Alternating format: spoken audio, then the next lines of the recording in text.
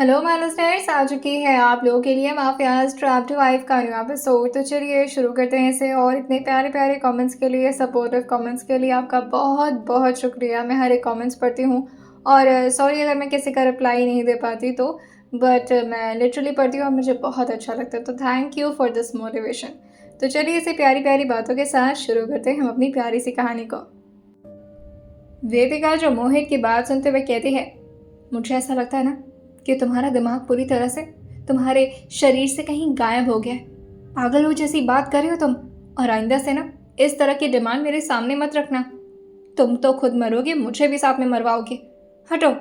और ये बोल करके वो तुरंत ही वहां से बाहर जाने लगती है। लेकिन तभी मोहित जो चिल्लाते हुए कहता है, वेदिका प्लीज यार, एक मिनट एक मिनट।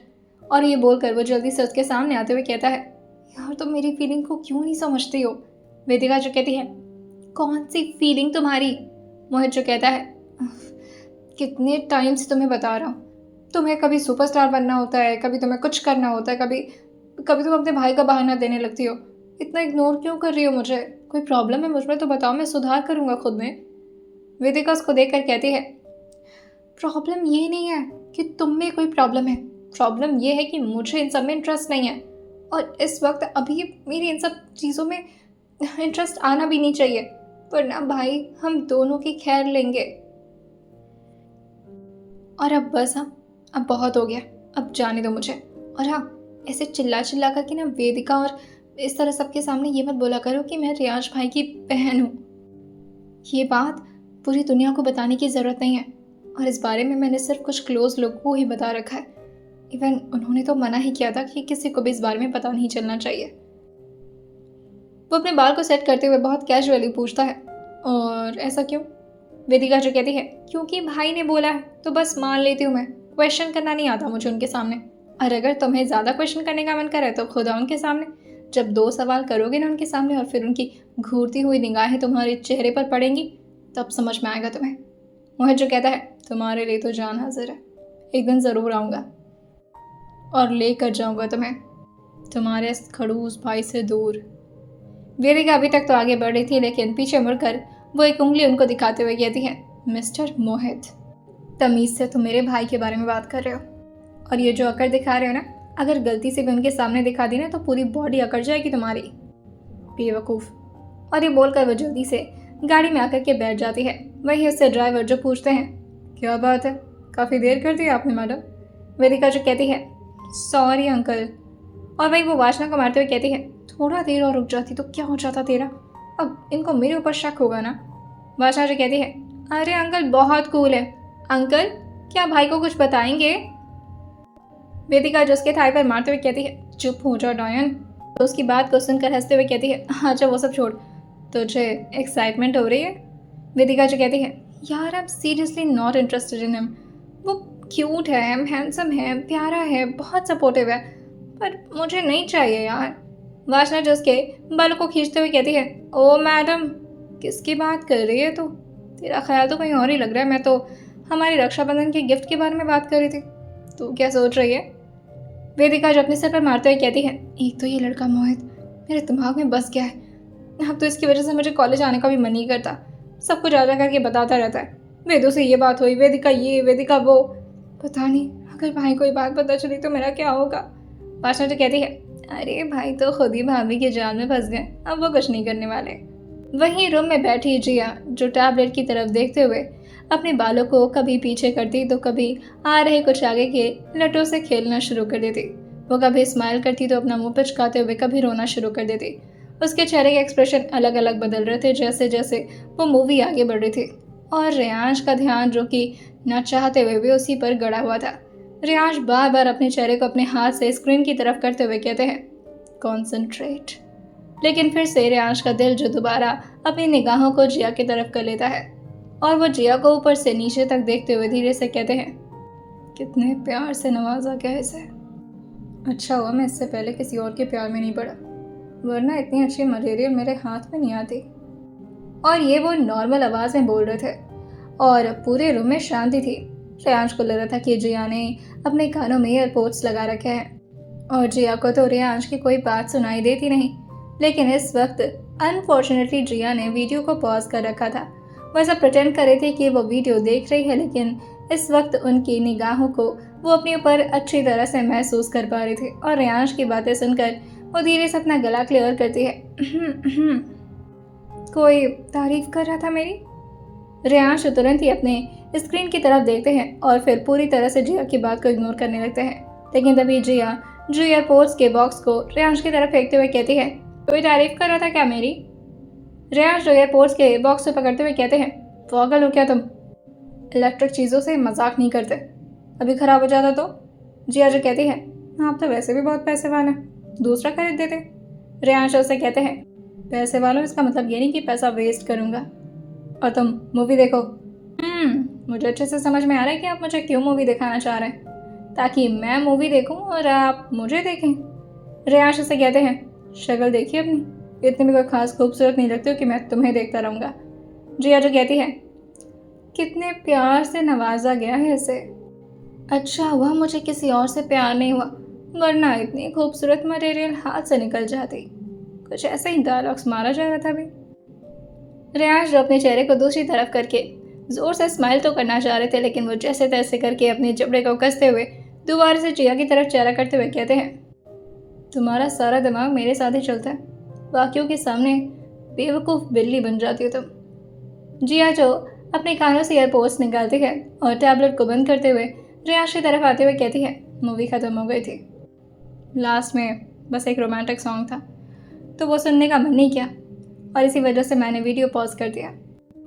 आपका काम ख़त्म हुआ? रेयांश कहते हैं, मेरा काम कुछ ऐसा है कि मैं करता रहूं लेकिन काम ख़त्म नहीं होता। जिया जो कहती है, ओह इतनी मेहनत? रेयांश कहते हैं, बहुत मेहनत करनी पड़ती है।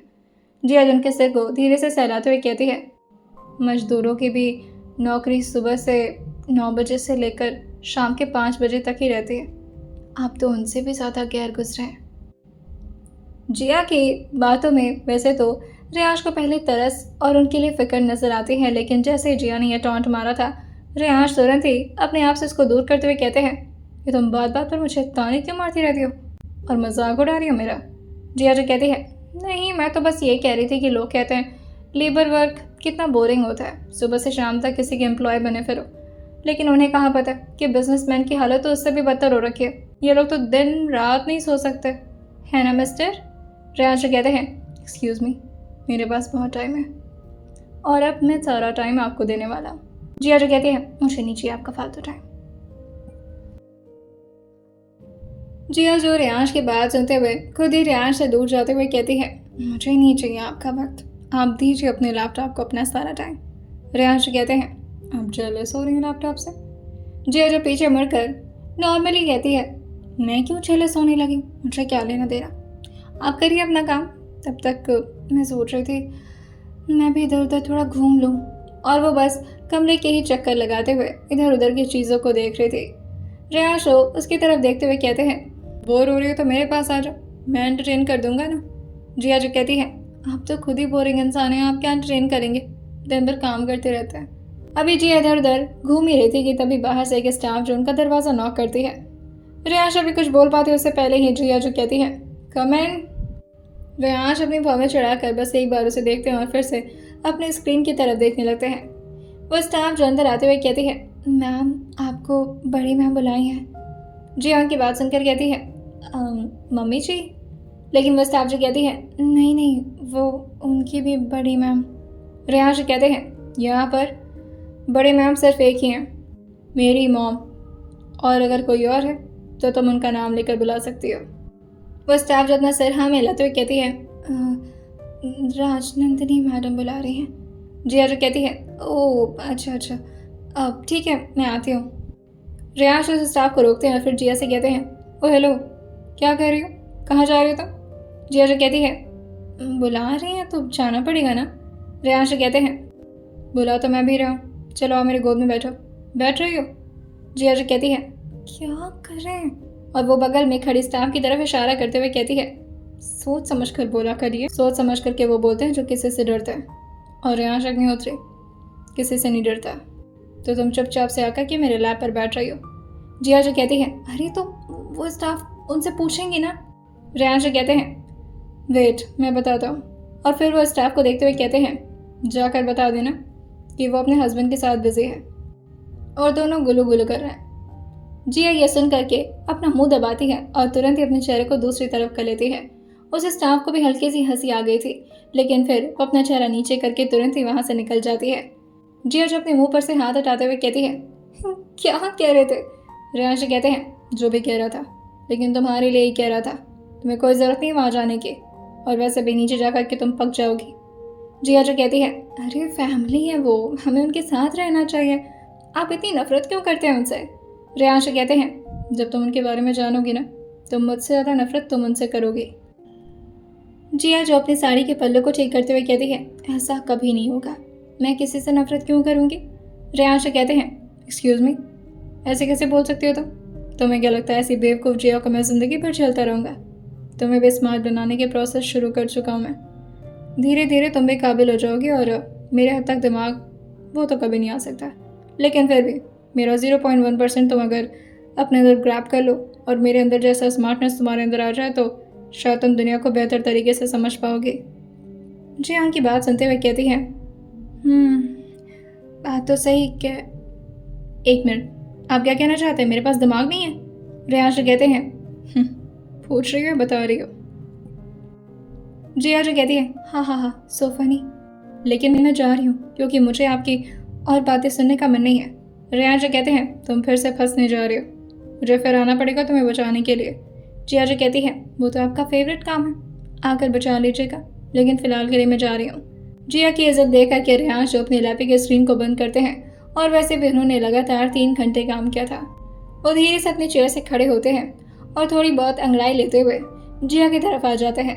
रेयांश ने इस वक्त हाफ टी शर्ट पहन रखा था, जो कि कॉलर वाली टी शर्ट थी, और जैसे ही रेयांश ने अपने हाथ को ऊपर की तरफ स्ट्रेच किया था, रेयांश के उस टी शर्ट का बाजू काफी हद तक ऊपर आ जाता है, और रेयांश के मस्कुलर बाइसेप्स जो जिया को अपनी तरफ अट्रैक्ट करने के लिए काफी थे। जिया जो जहाँ जहाँ रेयांश के बाजू और उनके हाथ जा रहे थे वहाँ वहाँ अपनी नजर फेरते हुए इधर उधर देखे जा रही थी, लेकिन तभी रेयांश उसको रोकते हुए कहते हैं, तुम मेरी क्यूट सी मटेरियल हो, और प्यारी सी मटेरियल को मुझे प्यारे से बैग में कैरी करना चाहिए। चलो अपने कैरी बैग के अंदर आओ। और ये बोलकर रेयांश खुद ही अपना हाथ उठा दिए थे। जिया जो कहती है, क्या कर रहे हैं? रेयांश ने अपने हाथ को आगे की तरफ फैला दिया था ताकि जिया खुद ही उनकी बाहों में आ जाए, लेकिन जिया उनके दोनों हाथ पर अपने दोनों हाथों से ताली मारते हुए कहती है, अभी चल रहे? रेयांश कहते हैं, तुम बहुत बड़ी बेवकूफ़ लड़की हो या फिर मेरे सामने बनने की एक्टिंग कर रही हो, तुम्हें पता है मैं अपने दम। रेयांश इस तरह से जिया को अपने हाथों पर ताली मारता देखकर कहते हैं, ये क्या है? जिया जो कहती है, अभी मेरे साथ चल रहे, चलिए। लेकिन अभी रेयांश उसको उसके पैर से उठाते उससे पहले ही जिया उनसे कहती है, मैं चल लूंगी खुद से, पैर सलामत है मेरे, सो डोंट वरी। और ये बोलकर जिया नीचे की तरफ आ जाती है। वहीं नीचे तो ऑलरेडी नंदिनी जी का मूड खराब था, और वो जिया को आता देखकर कहती हैं, तुम्हें तो जैसे कुछ लेना देना ही नहीं है बेटा हमसे, हम भी आपके परिवार वाले ही हैं, और ये क्या, नई नवेली दुल्हन हो तो क्या ये अपने एक कमरे में छुप कर रहोगी, हमसे मिलने तक नहीं आई तुम? जिया जो कहती है, मुझे लगा आप डिस्टर्ब हो जाएंगी। राजनंदिनी जी जो उसके कलाई को पकड़कर अपने बगल में बैठाते हुए कहती हैं, अरे मैं क्या डिस्टर्ब होंगी तुमसे, मैं तो खुद ही लोगों के लिए डिस्टर्बिंग बन गई हूँ।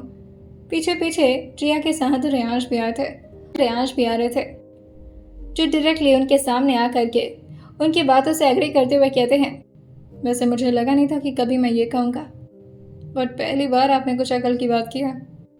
प्रार्थना जी जो रेयांश को देखते हुए कहती हैं, बदमाश, ऐसे नहीं बोलते बेटा, बड़ी है ना वो। रेयांश कहते हैं, उप्स, मुझे तो पता ही नहीं था।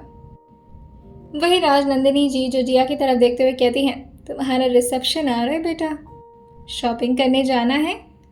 जैसे ही रेयांश के कानों में शॉपिंग शब्द पड़ा था, उनके दिमाग को दोबारा से याद आता है कि उन्हें जिया को पनिशमेंट के लिए भी तो ले जाना था, जिसकी वजह से वो अभी अपने हाथों में एप्पल लेकर के इधर उधर बस उसके साथ खेल रहे थे। लेकिन तभी वो राजनंदिनी की बात सुनते हुए जिया से कहते हैं, हमें कहीं जाना था ना जिया? जिया जो अपने चेहरे को उठाकर रेयांश की तरफ देखती है और फिर उनसे धीरे में पूछती है, कहाँ? लेकिन तभी रेयांश एक आई विंक करते हुए कहते हैं, यू नो दैट, हम कहीं जाने वाले थे, राइट? रिसेप्शन की शॉपिंग करने, जैसा कि बड़ी मॉम ने कहा। जिया जो कहती है,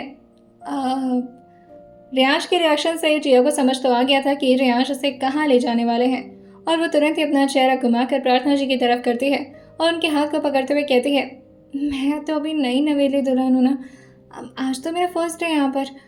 भला ऐसे पहले दिन की दुल्हन को घर से बाहर अच्छा नहीं लगता ना, है ना मम्मी जी? लेकिन प्रार्थना जी इन सब बातों पर बिल्कुल भी नहीं मानती थी और उनका ख्याल बाकी की सोसाइटी की औरतों के ख्याल से बहुत मुख्तलिफ था। वो जिया के चेहरे पर अपना हाथ फेरते हुए कहती हैं, नहीं बेटा, आपको जहाँ जाना है आप जा सकती हैं, कोई आपको मना नहीं करेगा।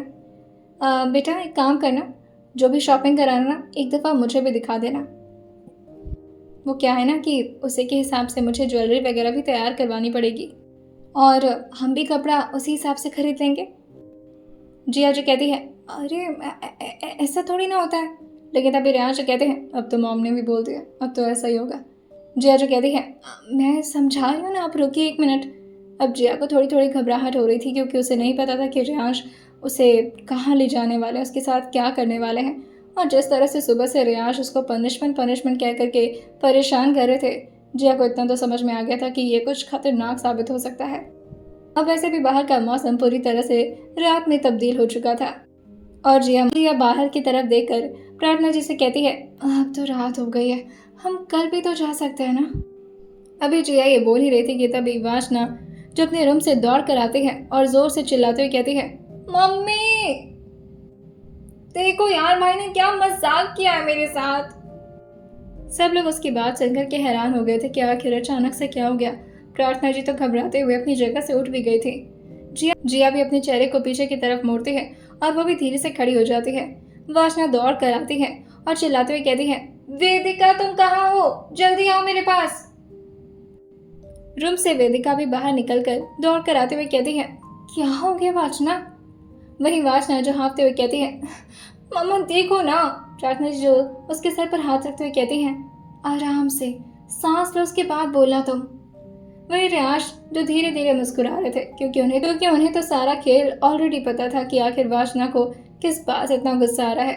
वासना जो बॉक्स को खोलते हुए कहती है, आप ये देखो, आपको भी पता चलेगा। प्रार्थना जी वासना के दिए हुए बॉक्स को लेकर धीरे से खोलते हुए कहती हैं, अरे वाह, ये तो बड़ा प्यारा है। वासना का मुंह और ज्यादा बन जाता है और रियांश जो प्रार्थना जी की बात पर और ज्यादा स्माइल करने लगे थे। जिया जैसे ही मुड़कर रियांश की तरफ देखती है, वो प्रार्थना जी के शोल्डर पर टैप करते हुए कहती है, जरूर ये इन्हीं की खुरापाती होगी। क्या हुआ वैसे वासना?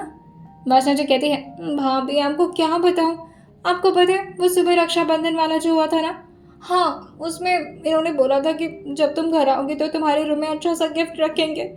ये देखिए क्या मिला मुझे, अलार्म क्लॉक। रियांश जी कहते हैं, यस अलार्म क्लॉक। वही वासना जी कहती है, खाक महंगा है और महंगा भी है तो मैं क्या करूं इसका। रियांश कहते हैं, अब इसमें अलार्म मैं सेट करूंगा और ये तब तक बंद नहीं होगी जब तक मुझे ये रियलाइज नहीं हो जाता कि मेरी बहन उठी है या नहीं, और इसे कंट्रोल करने का पावर सिर्फ मेरे हाथ में है। वासना जो मुंह बनाते हुए कहती है, आप गिफ्ट दे रहे हैं या मुझे सजा दे रहे हैं? और वो वही वेदिका से पूछती है, तुम्हें क्या मिला गिफ्ट में? तुम तो बहुत रिलैक्स लग रही हो, पक्का तुम्हें गुच्ची का कुछ शूज वूज तो नहीं मिल गया? वेदिका जो कहती है, मेरे लिए तो भाई ने कंपटीशन वाली बुक ले आकर रखी है, वो भी बहुत मोटी मोटी, उसे उठाकर ले आ नहीं सकती, तुम खुद जाकर रूम में चेक कर लो। वासना जो अपने सर पर हाथ रखती है और वही उन लोग के साथ बैठते हुए कहती है, ये क्या चलता है मेरे घर में, गिफ्ट पे गिफ्ट जैसा नहीं रहता, बस पढ़ाई करवा ले। रियांश कहते हैं, तुम दोनों बहन हो मेरी, फिक्र होती है तुम दोनों की मुझे, तो बस मुझे जो समझ में आया मैंने गिर दिया गिफ्ट। और जहाँ तक बात रही गुच्ची के शूज़ की, तो डू यू नीड इट? वासना जो अपने भाई की बात सुनते हुए कहती है, आप तो रहने दो भाई, मुझे कुछ नहीं चाहिए अब आपसे, रहने दो आप। वासना जो गुस्से में उस अलार्म क्लॉक को अपने हाथ में ले जाती है और वहीं अपने बेड के ठीक बगल में रख लेती है और उसको देखते हुए कहती है, मेरे भाई के गिफ्ट, अब तो मुझे परेशान करने के लिए तैयार है ना। ये माहौल देखकर जिया को अपने चाचा की याद आ जाती है। बिल्कुल ऐसे ही उसके चाचा भी उसके साथ हरकतें किया करते थे और जब जिया फाइनली परेशान होती थी तो उसके चाचू को बहुत मज़ा आता था और वो धीरे धीरे ये सब कुछ काफ़ी ज़्यादा मिस कर रही थी। हाँ, उसकी फैमिली में हमेशा उसे डांट पड़ती, टॉर्चर मिलता, बहुत कुछ सहना पड़ता, लेकिन उसके साथ ही उसके घर वाले उसे प्यार भी करते थे, स्पेशली उसके चाचा। वहीं रेहान अब खड़े होते हैं और जिया को इशारा करते हुए कहते हैं, रूम में जाओ, रेडी होकर आओ। जिया, जो अभी तक तो वासना और वेदिका में व्यस्त हो गई थी, लेकिन जैसे दोबारा से उसे याद आया था कि रेहान उसके साथ ज़बरदस्ती करके उसे पनिशमेंट देने के लिए लेकर जा रहे हैं, वह तुरंत ही प्रार्थना जी के बगल में उनका हाथ पकड़कर खड़े होते हुए कहती है, मुझे नहीं जाना। रेयांश जो भी अपने कदम को जिया की तरफ बढ़ाए ही थे कि तभी प्रार्थना जी रेयांश को समझाते हुए कहती हैं, जब बहू नहीं जाना चाह रही बाहर तो क्यों लेकर जा रहे हो सकता हो थक गई हो, मन नहीं कर रहा हो, कोई बात नहीं बेटा। और ये बोलकर वो उसके गाल पर थपथपाते हुए कहती हैं, जब तुम्हारा मन ठीक लगे तब जाना, ठीक है। जिया जो खुश होते हुए एक रिलीफ भरी सांस लेती हैं और रेयांश को देखते हुए बस अपनी आईब्रो चढ़ा लेती है। रेयांश जो उसकी हरकत को समझते हुए बस अपने सर को हाँ में हिला देते हैं और बस इशारा करते हैं कि तुम ऊपर मिलो, फिर तुम्हें बताता हूँ। वेदिका और वासना तो वहां से पहले ही जा चुकी थी। वही रेयांश को भी किसी का कॉल आता है और वो कॉल रिसीव करने के लिए बाहर गार्डन एरिया में चले गए थे। अंदर प्रार्थना, राजनंदिनी और उसके साथ जिया तीनों मिल करके आपस में बात कर रहे थे। वैसे बात तो राजनंदिनी ही कर रही थी, बस प्रार्थना और जिया एक दूसरे को देख देख करके उनकी बात पर हामी भर रही थी। दूसरी तरफ रेयांश जो कहते हैं, रात तक लेकर आओ उसे। अब यूं ही इसी तरह से बातें करते करते रात के 9 बज चुके थे। सारे स्टाफ अब डिनर की प्रिपरेशन कर रहे थे। अब धीरे धीरे स्टाफ्स भी आकर के डाइनिंग टेबल पर खाना सर्व करना शुरू करती हैं।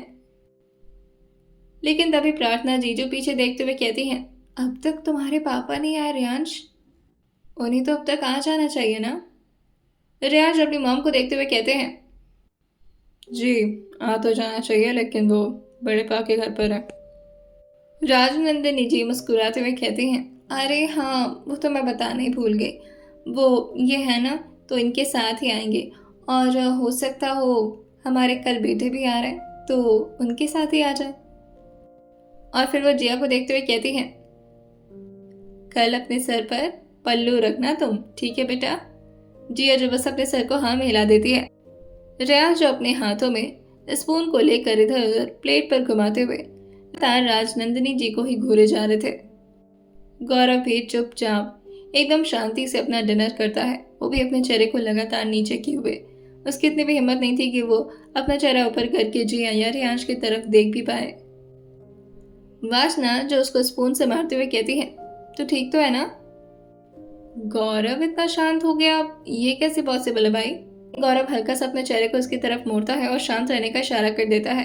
वासना भी कंधा उचकाते हुए डिनर करने लगती है। यहाँ पर पूरी तरह से सन्नाटा छा हुआ था, कोई भी एक दूसरे से ज्यादा बात नहीं कर रहा था। और धीरे धीरे डिनर का सिलसिला खत्म होता है और सब लोग अपने अपने रूम की तरफ चले गए थे। जी अभी धीरे धीरे चढ़ते हुए अपने रूम में आ गई थी। अब उसके पैरों का घाव काफी हद तक ठीक हो गया था। जी अभी जाकर बेड पर बैठती है कि तभी रेयांश उससे कहते हैं, तुम ये पहनकर सोने वाली हो। जी अपने ही कपड़ों को देखते हुए कहती है, अब इसके अलावा और क्या पहन सकती हूँ, वैसे कंफर्टेबल तो नहीं हूँ, लेकिन कि तभी रेयांश जो कहते हैं, फिलहाल के लिए ये ट्राई कर लो। और ये बोल करके उसको अपना एक कंफर्टेबल शर्ट देते हैं। जिया जो उसको देखकर कहती है, ये तो झोला लगेगा मेरे ऊपर। रेयांश जो कहते हैं, तो रात में सोना होता है या फैशन शो पे जाना होता है, चुपचाप से पहन लो। और ये बोलकर वो फिर से रूम से बाहर चले गए थे। जिया जो उस शर्ट को देखती है और फिर बेड पर बैठते हुए कहती है, ये नहीं प्यार से बोले मुझसे, पहन लो जान, या फिर ये भी बोल सकते थे, लाओ मैं पहना देता हूँ जान, लेकिन नहीं, चुपचाप से पहन लो। इतने सारे व्रत रही थी मैं, काश 16 सोमवार का भी व्रत रह ली होती तो इतनी प्रॉब्लम नहीं झेलनी पड़ती मुझे। अब लगभग रात के 10:30 बज चुके थे।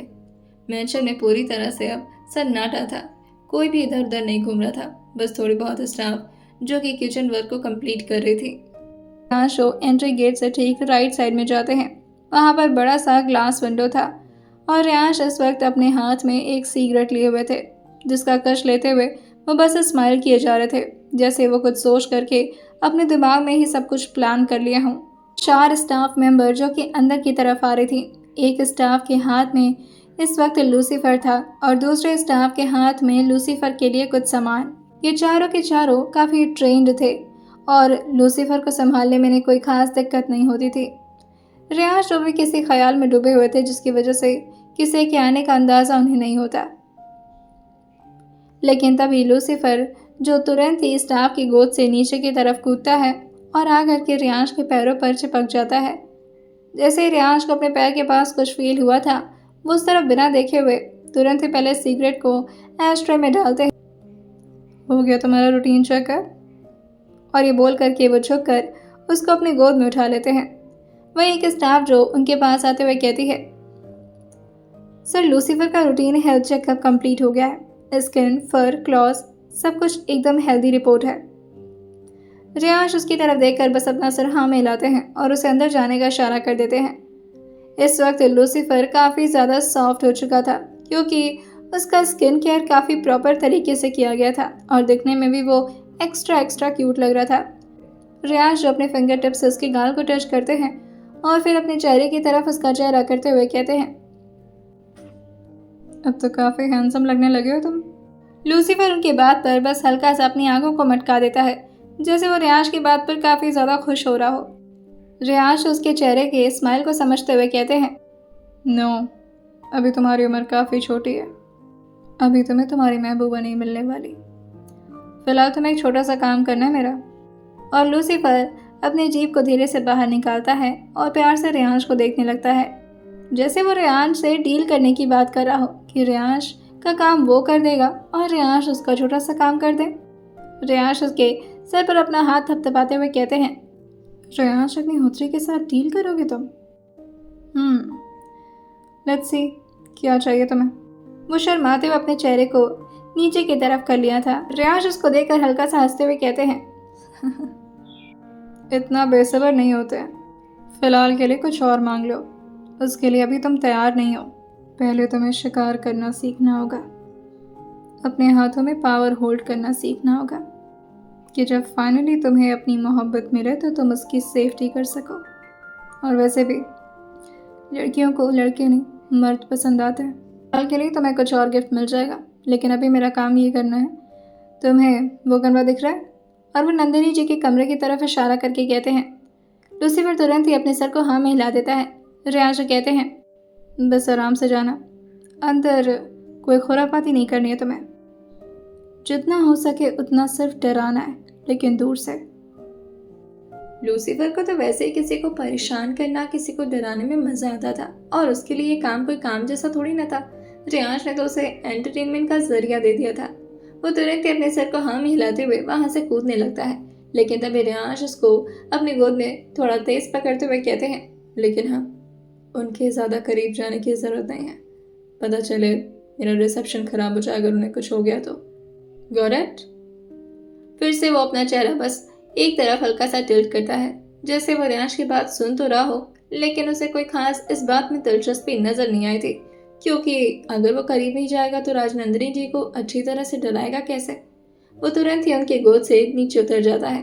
रियांश उससे जाता हुआ देख रहे थे और हल्का सा स्माइल करते हुए राजनंदिनी जी की हालत के बारे में सोचते हैं। अब लूसीफर खुद तो दरवाजा खोल नहीं पाता, जिसकी वजह से रियांश ही धीरे से दरवाजा ओपन करते हैं। राजनंदिनी आराम से सो रही थी। वही रियांश लूसीफर को लास्ट इंस्ट्रक्शन देते हुए कहते हैं, यहीं गेट पर बैठे रहना, ना उन्हें बाहर आने देना और ना ही उनके ज़्यादा करीब जाना, ओके? लूसीफर फिर से बस अपने चेहरे को एक तरफ घुमा देता है